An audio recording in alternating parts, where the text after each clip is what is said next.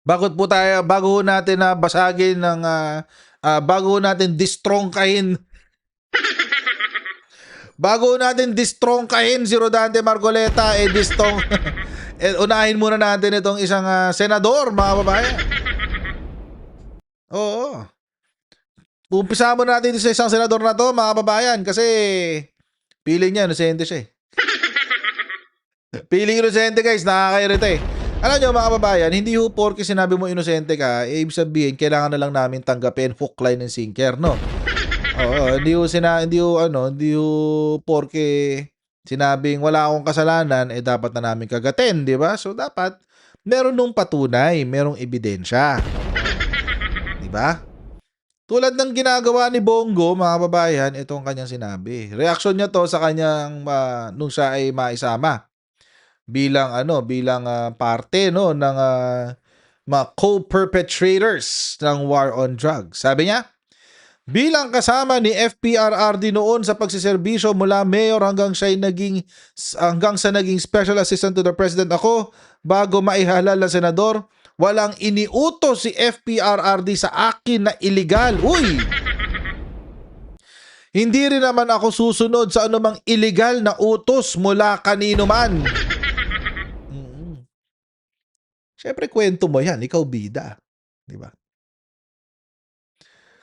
Siyempre kwento mo yan, ikaw bida. Expect ba namin na aamin yung mga perpetrators sa mga krimen na ginawa nila? Wala namang ganun. Sa korte ka na lang magpaliwanag. Oo. Pag lumabas na yung warrant of arrest na ito ni Bongo. At alam nyo, mga kababayan, meron nga chismis, no? Merong chismis. Ay, hindi, mamaya na. Mamaya natin pag-usapan yung chismis. Oo. Ito kasi sabi ni Bongo. Pero wait lang.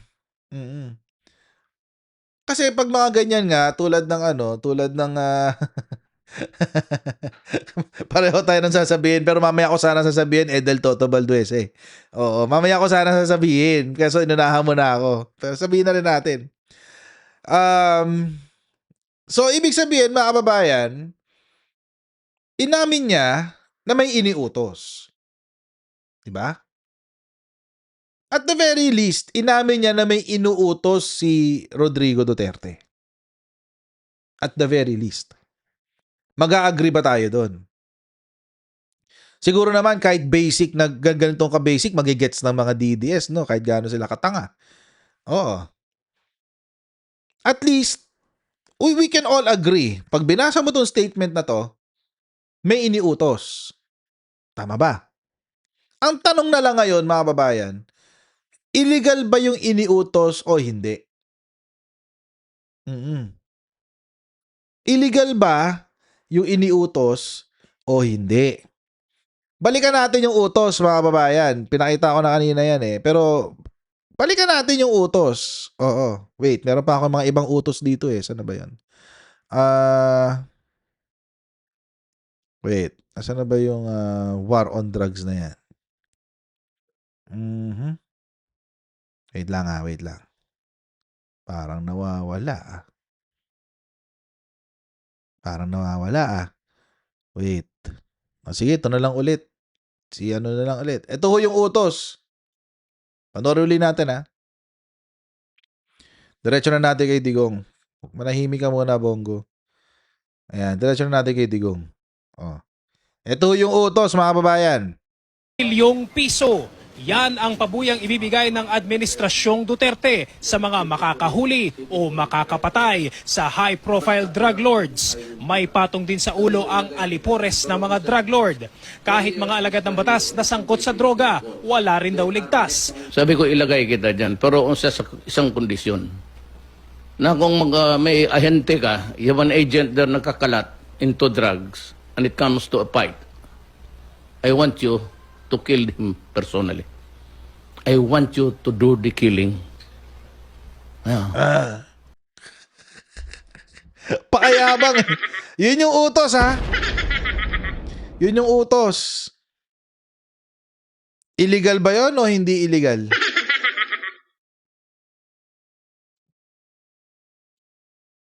Pwede mong sabihin na hindi illegal yan, self-defense eh, kasi when it comes to a fight. When it comes to a fight. Pero let's be practical, mga kababayan. Let's be practical. Maging practical tayo, mga kababayan. Bakit? Kasi,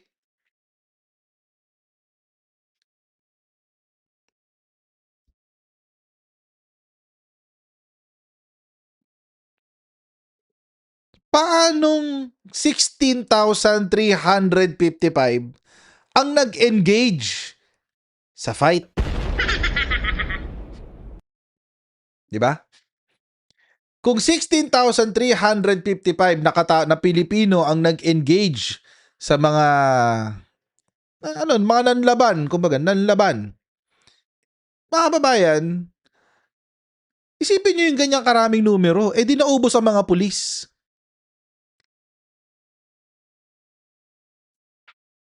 Di ba? Kung totoong laban kung totoong firefight. Eh di, parang ka na may kalabang teroristang grupo niyan. 16,355. Napakarami niyan. Eh dito nga lang sa 3,000 3,967, napakarami na niyan eh.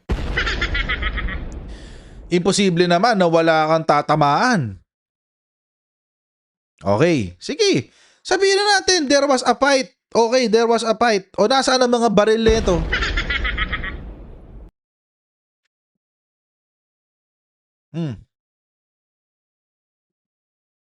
O kung walang baril, o sige walang baril, okay. Nasaan ang mga ginamit nilang weapons to convince ang ating kapulisan na dapat depensahan nila ang kanilang sarili?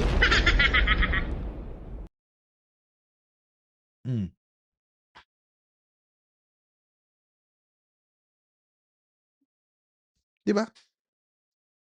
It does not make sense. It does not make sense. Oo.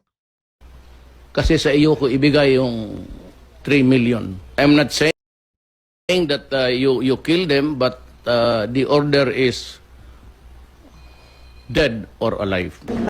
Yun yung utos Malino naman dead or alive. So yun nagsabi. So, ilan to? Mga 21,000 are dead. Di ba? Nasaan? Nasaan yung mga ebidensya nitong lahat na there was a fight? Maliban sa karatula na naisinabit sa mga katawang patay na. Huwag tularan ng laban, ganun.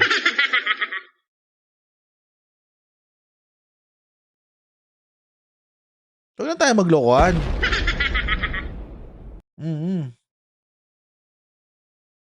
16,000? Army ba kalaban ni Dotae? Siguro, ewan ko.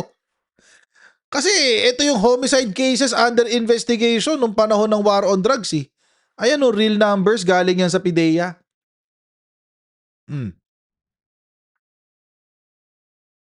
Tapos, ang malupit mga babayan,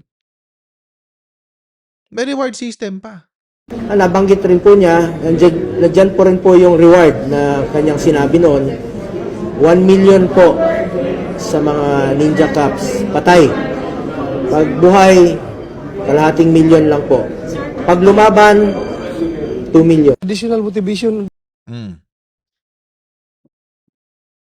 So now the question is, obviously may iniutos. Sinabi ni Rodrigo Duterte, dead or alive. The question now is, kapag dead, legal ba yung kanyang pagka-deads? Apparently, hindi. Hindi legal. At inamin ni Bongo, sabi niya, kung meron dong bagay na illegal na ginawa, hindi raw siya susunod. Wait lang. Bakit sa kanya mismo nanggagaling yung salita na merong reward? Di ba? So, ibig sabihin, mga kababayan, merong posibilidad na totoo yung sinasabi na etong si Bongo yung bagman. Siya yung bagman. Kaya siya tinawag na co-perpetrator.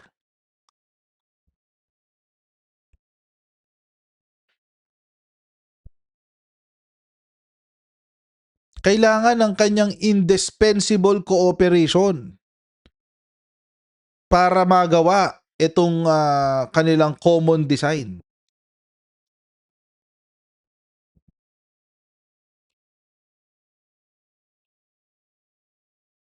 So, imposible yung sinasabi ni Bongo na kung alam daw niya illegal, hindi siya susunod.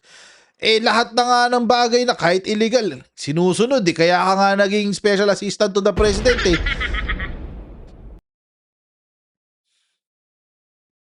Ibig sabihin nun, masunuring ka. Diba, Alexis Andir? Salamat sa yung super chat. Wow naman! Wow! Wow! Kaya ka nga naging special assistant to the president, ibig sabihin nun, masunuring ka, aso ka. Oo, lahat ng utos, pag sinabing sit, uupo. Pag sinabing jump, tatanong how high. Ganun. Pag sinabing stand, ang tatanungin ni Bongo, how long.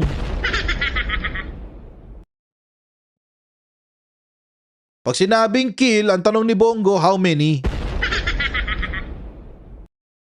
Hindi, joke lang yun. Exaggeration ko lang yun. Pero obviously, hindi ko siya magiging sap kung matigas ang ulo niya. Kaya ka nga naging sap eh. Pero mga kababayan, apparently, according sa reports, mga kababayan, malapit na rin daw ang warrant of arrest netong mga co-perpetrators, mga kababayan. Pakinggan natin yung balita. That list of co-perpetrators by the ICC, isn't it, well, odd that a list is out before any even charges are made, formal charges? Well, it's not odd, because it's within the prosecutorial discretion of the Office of the Prosecutor to release a lesser redacted version. In fact, this was already filed last July 4, 2025. So ang kaibahan lang po, lesser redacted. At ang nakita po natin, yung mga other co-perpetrators together with Mr. Duterte. So nakita natin yung 8 mga pangalan. So hindi na po bago yan. Dati, na-release na, redacted lang. Opo, talagang nakalagay lang doon, redact. Yung pong letters A to H. Okay, and Opo. why naman hindi na siya redacted ngayon? What's the significance? And, well, Kaufman says it's because of the upcoming Confirmation of charges. hearing, rather. Okay, let's look at the rules and the articles. Bakit ba nire-redact? If there's a harm or a security risk to potential victims and witnesses. Now, I think the Office of the Prosecutor, in accordance with its prosecutorial discretion, nakita nila na releasing the names of the co-perpetrator may not actually do harm dun sa potential victims at witnesses. Kaya nirelease po nila yan. At I think they also want to provide the public with the context of the charges against Mr. Duterte. That's why they released a lesser redacted version. Okay. Attorney, sa akin, no, as a layperson, when I saw yung common plan, kumbaga, can we say this is sort of like a preview into how the prosecution will argue the case against former President Duterte? Kumbaga, may common plan, ito yung mga players, may flowchart pa. Ganun ho ba yun? Yep. Yes, I think so. And I think ang hindi naman yan sikreto na simple lang naman yung papakita ng prosecutor, papakita nila na talagang may systematic at widespread attack on the civilian population. Kasi isa po yan sa mga Elements kasi yan eh. for murder. At actually sa tingin ko lang sisimplihan nila yung pag-present nila ng evidence at arguments against Mr. Duterte. Pero does this mean arrest warrants are forthcoming against these personalities named? Okay, 2 answers. Number 1, as to arrest warrants, we don't really know for sure why. Technically, any application for an arrest warrant is sealed. It is secret. But secondly, if we just follow the logic of the document containing charges, it's just logical to expect that there might be a potential arrest warrant in the future. Okay. Now, Senator Lacson has spoken and said if there should be such, they should be these officials, current officials or former, should be given the opportunity to contest it before a local court. What do you think of that? Okay, dalawang sagot din. Assuming there's an arrest warrant. Okay. Ang problema kasi, yung rules of procedure na in-issue ng Supreme Court last October is on extradition. Extradition. Po yan, base sa rules on extradition sa mga states po. Now, the ICC is not a state. It's an international organization. So, hindi po papasok doon sa rules on extradition. Saan papasok yung ICC arrest warrant? In a hypothetical situation. Papasok po siya doon sa Republic Act 9851. It's our International Humanitarian Law Act, Section 17. Kung may pong person na nasa Pilipinas who's being investigated or prosecuted before an international tribunal, pwede po siyang i-surrender ng Philippine authorities. Ito yung sinasabi natin kanina. Sa naging example po, si Mr. Duterte ay sinurrender nga ng Pilipinas, si Mr. Duterte sa ICC. So baka yung pong pwedeng gawin. For Senators Bongo and Bato de la Rosa, can an arrest be carried out, attorney, while Senate is in Dagdagan natin yung sagot ni attorney. Konti lang naman. 3 things can happen. So, one is, Dagdagan natin ng one answer yung kanyang sinabi kanina. The third answer is, we can wait for the decision of the Supreme Court. Bakit? Kasi meron na nakapending, di ba? Meron na ako nakapending sa Supreme Court na case contesting the quote-unquote kidnapping of Rodrigo Duterte. Okay. Ngayon, mga kababayan, ako personally, na medyo nagulat ako na with all due respect to the Supreme Court, but they're taking their sweet time dito po sa kaso na to. But recently lang sila naghingi ng ng comments eh. From the defense, comments from the tawag dito,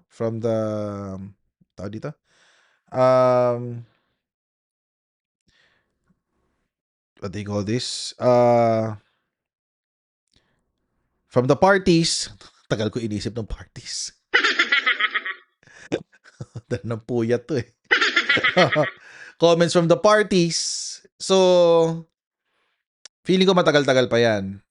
Ang ine-expect ko,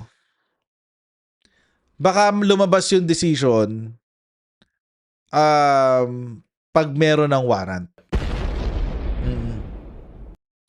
Feeling ko nandyan na yung decision eh. Feeling ko nakasulat na yan. Feeling ko rin na pagbotohan na yan. Feeling ko lang feeling ko lang. Feeling ko tumatiming lang ang gods of Padre Paura. So, baka lang hindi ako sure. Kasi, looking at the pattern, alala nyo, I'm just, iniisip ko lang yung pattern doon sa kaso ni Sara Duterte.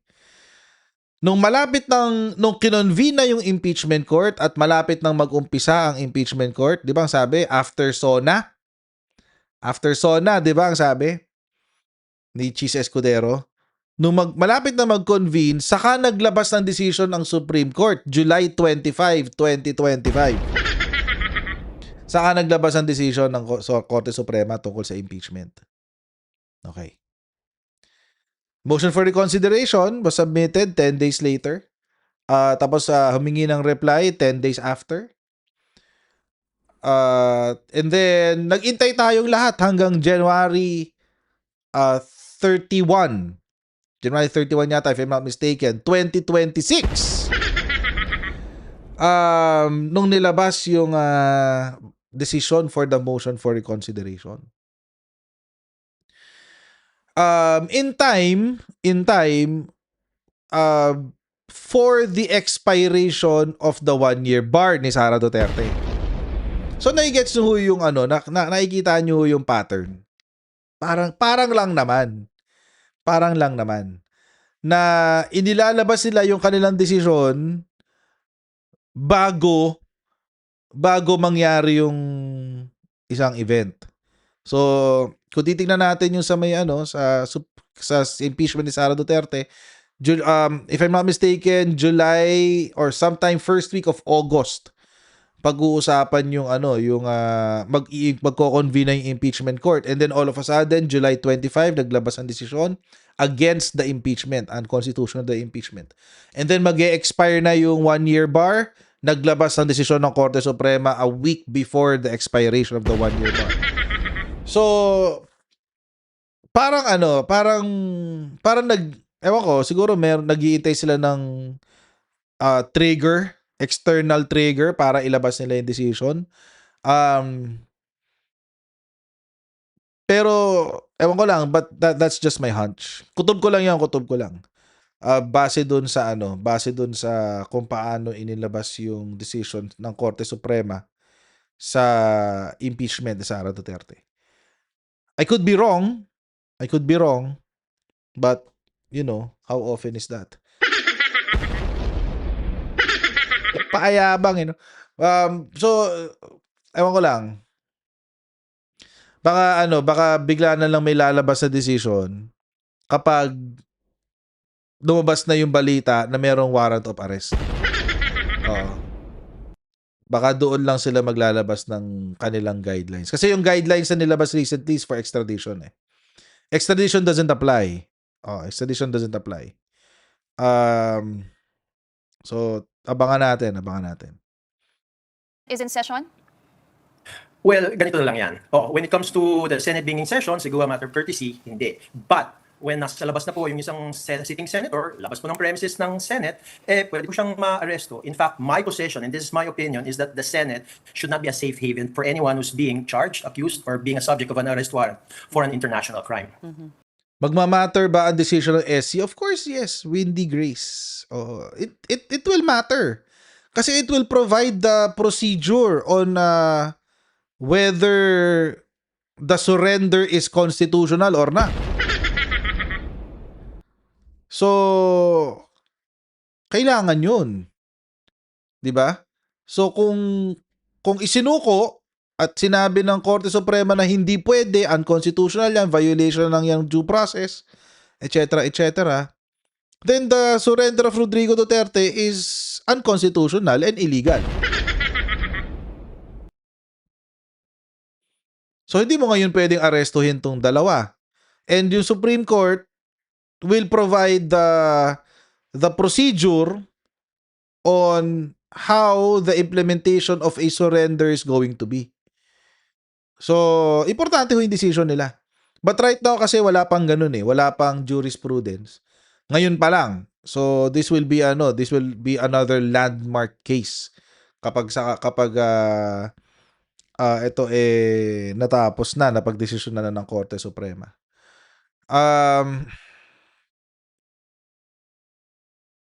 So let's see kung ano mangyayari. But it's very important.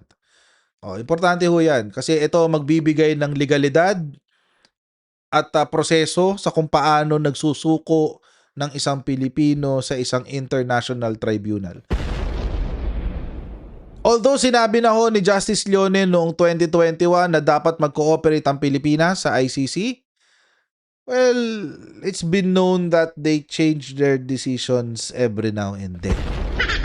So, tingnan nun natin. Again, with all due respect to the Supreme Court, we will be waiting for your decision. At meron po ba tayong difference technically and legally if we say co-perpetrator, co-conspirator, magka-level po ba yun or is one more grave than the other? Okay, ang co-conspirator, it's really a Philippine domestic legal concept. Ang indirect co-perpetrator, that's an international criminal law concept po, nasa Article 25 ng Rome Statute. Now, ang ibig sabihin lang nito, hindi naman pwedeng isang tao lang ang gagawa ng systematic at widespread attack against the civilian population. So, ibig sabihin, meron pa po siyang mga indirect co-perpetrators. Kaya nga po, napangalan yung 8 names na yan.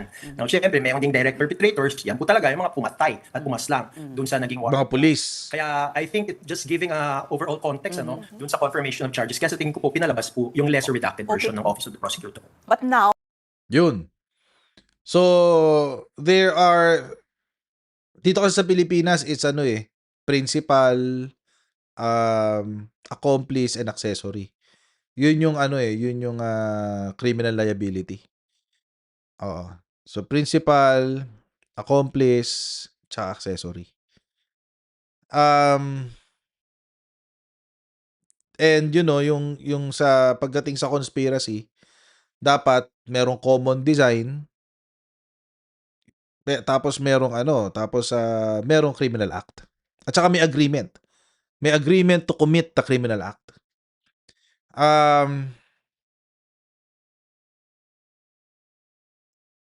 So kung titingnan natin siya sa perspective ng Pilipinas, yung sinasabi ni attorney, hindi mangyayari yung war on drugs kung walang mastermind. At ang mastermind ay yung mga indirect perpetrators. Ngayon, yung indirect co-perpetrator, syempre kailangan nila ng mag-iimplementa ng kanilang krimen. Diyan napapasok yung mga aktual na tumegi. Yung mga kapulisan. So, yung mga co-perpetrators po are being charged differently from doon sa mga direct. Pero sa konsepto ng Pilipinas, conspiracy is simple lang. Dapat merong agreement, number 1. Number 2, to commit a criminal act. At merong common design.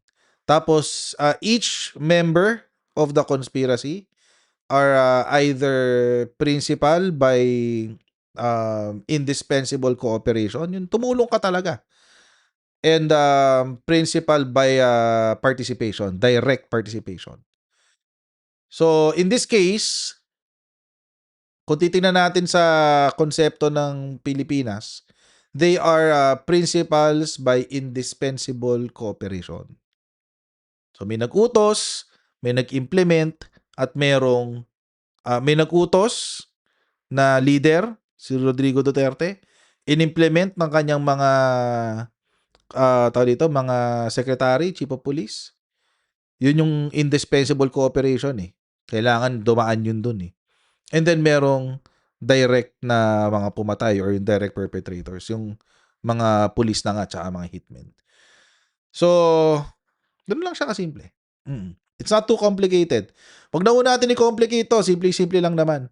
Oo, may nag-utos, may gumawa ng plano, yung mga chief of police, may pumatay, at merong naglibing ng ebidensya. Ganun lang kasimple yan. Now, Attorney Kaufman is saying it's political, and could this throw a monkey wrench on the confirmation of charges hearing? I don't think so. Why? Number one, the chamber does not consider, the chamber of the International Criminal Court does not consider any political considerations. Now, ang pagsasali ng political, Correct. it's an interpretation already. And anyone can make their own interpretation based on what their agenda is. But for the Office of the Prosecutor, it has that prosecutorial discretion in accordance with the Rome Statute and the Rules of Procedure and Evidence to show a lesser redacted version. But, Attorney, what's the likelihood that the ICC will go after the co-perpetrators? Doesn't the ICC usually go for the most guilty, especially when it comes to crimes against humanity? Tama naman po yan. But again, that's a separate process. Kasi ang issue ngayon sa confirmation of charges hearing is yung case against Mr. Duterte. That's why it's prosecutor versus Rodrigo Roa Duterte. Now, for the other cases, under the Philippine situation, there will be another process for that. At ang first step po dyan ay yung application for an arrest warrant. In fact, sabi ko, may narinig ako isa sa inyo nagsabing, wala pa namang charges. Tama yan. Wala pa namang document containing charges Correct. against these 8 persons. Yeah. Kasi baliktad po sa ICC. Baliktad po siya sa Pilipinas. Sa Pilipinas kasi, i-charge mo na ng information. Susunod mo na. Tapos magpapalabas ng arrest warrant. Sa ICC baliktad. Magpapalabas mo na ng arrest warrant. Di ba? Yan yung naging experience kay Mr. Rodrigo Duterte. Nakita po natin yan noong March, di ba? Palabas ng arrest warrant. Tapos yung document containing the charges, final po noong July 4. So it's the same procedure that will happen to the 8. Well, Arrest warrant presumably, muna, yes. wala pa lang. Wow. Pero Yes, related yes. It is what it is, 'di ba? That's we sumunod tayo dun eh. So pumirma tayo dun nung member tayo ng ng Rome Statute. So it is what it is.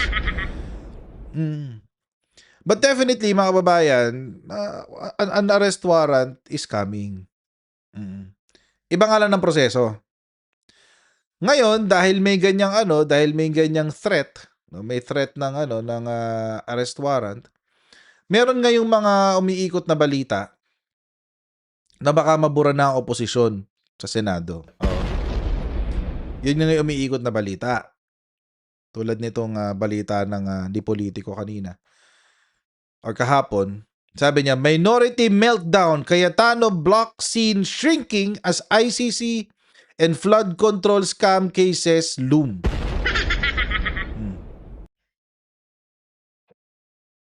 Binanggit ko na ito sa inyo noon. Binanggit ko na to sa inyo noon, di ba? Sabi ko sa inyo, mga kababayan, baka may dumating ang panahon na maubos ang minority dahil sa mga kaso. Ito na nga, binabalita na nila. Oo.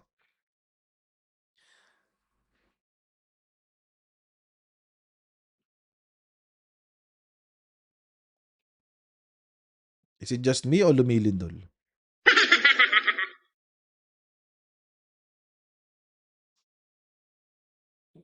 Baka ako lang. Baka ako lang. Kakaramdam. Anyway. Meron nung chismis na ang sabi ay si Bongo ay magtatago na rin. Oo, magtatago na rin siya. Kasama ni Bato de la Rosa. Oo. Mukhang mangyayari na yan. Tapos, it's likely that Go will also go underground like De La Rosa now that they've been directly implicated by the ICC. Tapos, may 3 senador pa na distracted dahil sa kaso ng flood control. Baka maaresto rin sila.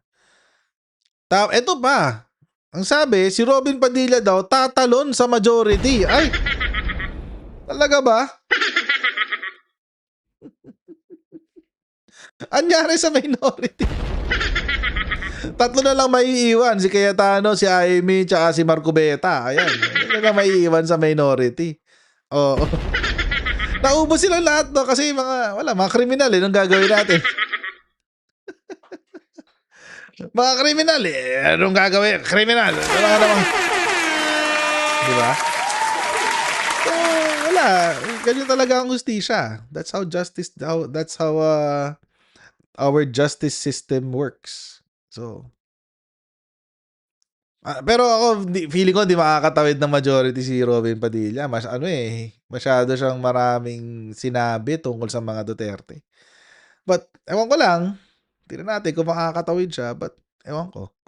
But for sure, a day will come, mga kababayan, and it may come sooner rather than later, na mauubos ang opposition. Mauubos ang opposition. And most probably, may iwan lang dyan yung 4. Si Cayetano, si Marcoleta, si Amy, tsaka si Robin. So, hindi natin alam how it will affect rather. Lalong-lalo na yung impeachment. Lalong-lalo na impeachment. Kasi sana nga i-revise nila yung rules Ulitin ko lang to sana i-revise nila yung rules na kapag absent ka, bilang pa rin ng boto mo. Oo, sana baguhin nila yan. Kasi syempre, pag absent, wala namang judge na uma-absent sa kanyang sariling hearing. So, as senator judges, it is your obligation na dapat present ka sa mga proceedings and you will make your judgment accordingly. Di ba? So, tingnan natin. Oo nga pala, no, Regine, si Marcoleta, meron pa pala sa Comelec. By the way, mga kababayan, no, ano naman nangyari dyan? Oo, Commissioner George Erwin Garcia, bakit wala na kaming balita tungkol dyan sa SOSE? Imagine, nagsinungaling yung nanalong senador, tapos wala lang. Kahit perjury, wala. Diba? Kahit kasong perjury, wala. Ganun. Sana naman, sana ayusin po natin ang trabaho dyan sa Comelec. Ano ho? Kasi nakakaloko nakakaloko. Ayusin yung trabaho nyo dyan. O mamaya, tinutulugan nyo yung kaso ni Marcoleta, Maayos kayo dyan.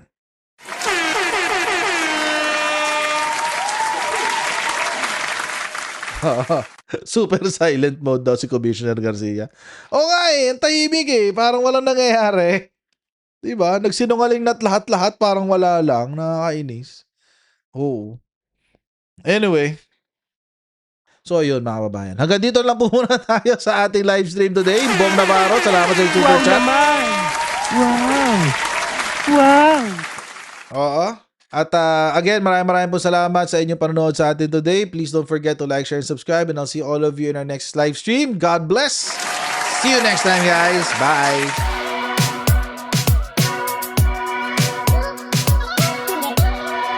Huwag ganun. Natin gawing tanga mga Pilipino. Mas maganda kasi nasa lugar mo ng tama kaysa yung pinipilit mo yung pagkakamali.